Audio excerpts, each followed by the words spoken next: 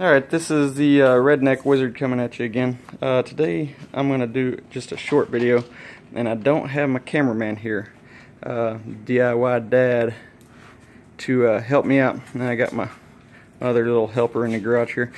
But I'm going to make a short video on simple shaker doors. Thanks, buddy. Yep, appreciate that. And what I've got here is I've got one that I've already made up. It's in the clamps, so it's just being held together by glue. But what I've done is I've got these guys right here. My drawer, the drawer front here ends up being 10 5/8 tall by 25 wide is what the total on my drawer front is. Now I got that measurement because the opening, what I made my cabinet opening, it was 9 5/8 tall by 24 wide. Now I want a 1/2 inch overhang at the top, the bottom, left and right, so I make my panel an inch bigger height wise and width wise. Now I've taken and I cut my stiles here that run top to bottom. Those are 10 5/8 because those will be the full height of the opening. As you can see here, if you look at the drawer just like this, my stiles run top to bottom, so they're the full 10 5/8 to cover up the 9 5/8 opening. Now my rails here, that's a different measurement, so you've got to get that by taking the thickness of your rails and stiles. In my case it's 2 1/4, so I take 2 1/4 plus 2 1/4, that's 4 1/2. I subtract that from the overall width of 25, that gives me 20 1/2.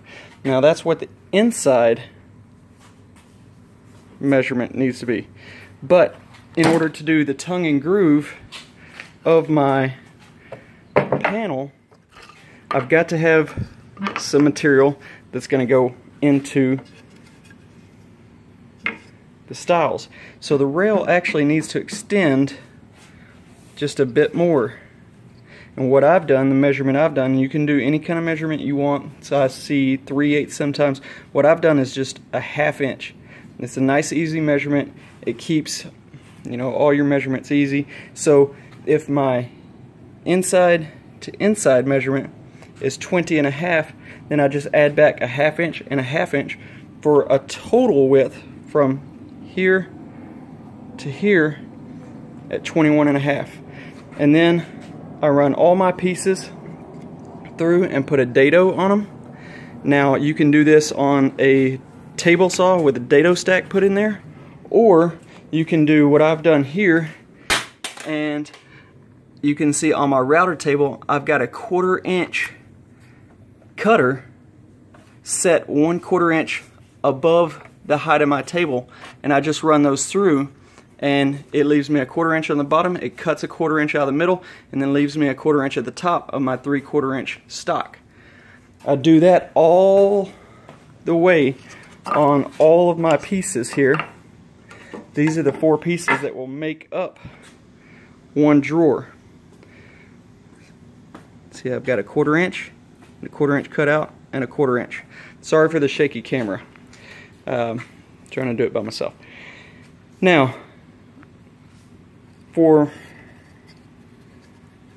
the tongue that's going to fit into the groove here, all I've done is run that on my other router table that's set up with just a flat, I think right now it's a 1/2 inch bit, but I've set it to where the height of the bit is 1/4 inch off the table,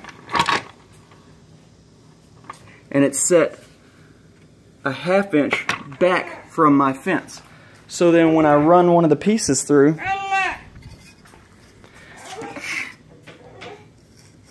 it'll actually go through like this, and I actually do it with my miter block here, but I run it through just like that, and you can see that it takes away a 1/2 inch this way and 1/4 inch this way. And I just run that through both sides, both ends. And then that's what creates my tongue for the tongue and groove. And then they just get put together with glue to end up like this. Now, for the center panel, what I've done is I took a piece of 1/2 inch thick MDF, that's medium density fiberboard, if you ever need to know that. But what I've taken is a piece of 1/2 inch thick MDF, and I cut it on the table saw to be just 1/2 inch bigger than my inside measurement here. So if I took a measurement from here all the way to here, which was my 20.5, and here to here, which is 10 5/8 minus 4.5, and I haven't had my coffee yet, so can't math good. So that's 6 1/8. Okay, so I just make this 7 1/8 by 21.5. And if you notice, that's the same measurement as the length of my tongue and groove piece right here. So once I've made this panel, then I want to put a rabbet on it so that it has this little step down here. Now what's nice is I can use the same router table set up and everything to run this through. I just take my miter block off and I run it through this way right here. And what it does is it just, I'm sorry, either way, it doesn't matter which side you put it down, but it's going to cut away from the top side. And so you can see,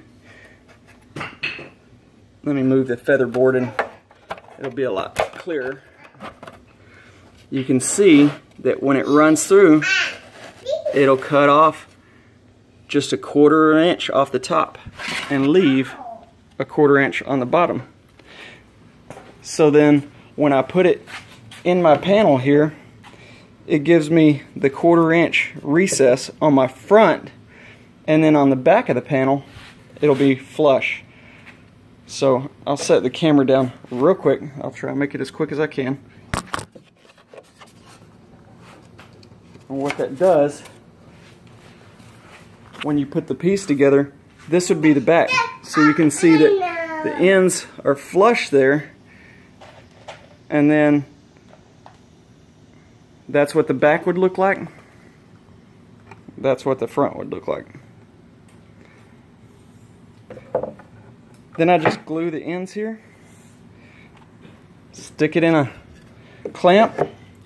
Now because these are 25 inch wide drawers, I've got to have a clamp that will do at least 25. I've got a set of 24s, those are just too short, so I had to put it in my 40 inch clamps. But you can see how the ends come together on the panel. And then all I do is take my rubber mallet, which my son has run off with. Hey buddy, go grab me that mallet. Go grab me that mallet in the floor. Thank you, sir. Can you hand it to Daddy? Thank you, Bear. And I just give him a light tapping down to where...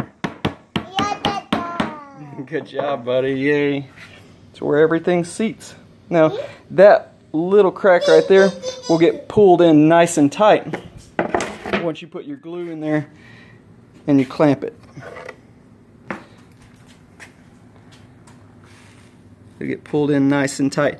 And then what it leaves you is joints like that right there, which this is all stain grade material. So if I do have any slight gaps, I just put wood filler in there.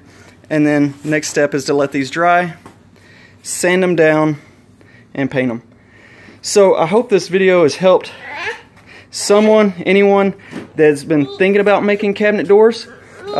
Yeah, there's a little bit of investment in the tools and everything, but if you're gonna do some cabinet working and you're gonna, you know, make some good projects, these are tools you'd likely already have. So I hope someone got some use out of this. If you have any questions, if you don't like the video, if you do like it, put it in the comments. I've been seeing a lot of comments from you guys, a lot of encouragement, and I read them and I do appreciate it. So this is the Redneck Wizard with another video for you. Appreciate it. Thanks. Bye.